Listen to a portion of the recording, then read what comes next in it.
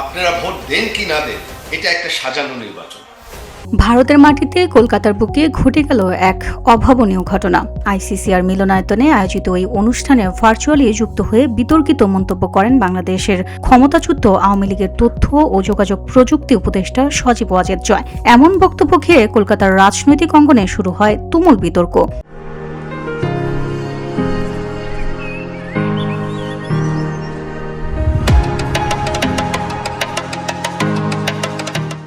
অন্যদিকে বিজেপি এই ঘটনাকে আলোচনার সুযোগ হিসেবে দেখছে। বিজেপি প্রতিনিধি পঙ্কজ রায় বলেন, বাংলাদেশের রাজনৈতিক পরিস্থিতি নিয়ে মতামত প্রকাশের অধিকার সবারই আছে। রাজনৈতিক বিশ্লেষকদের মতে বই প্রকাশ অনুষ্ঠানের আড়ালে এভাবে আন্তর্জাতিক রাজনৈতিক বক্তব্য উঠে আসা কলকাতার রাজনীতিতে নতুন প্রশ্নের জন্ম দিয়েছে। পাশাপাশি উঠে এসেছে বাংলাদেশ ভারত সম্পর্কের ওপর এর সম্ভাব্য প্রভাব নিয়েও প্রশ্ন। VOD Bangla news desk.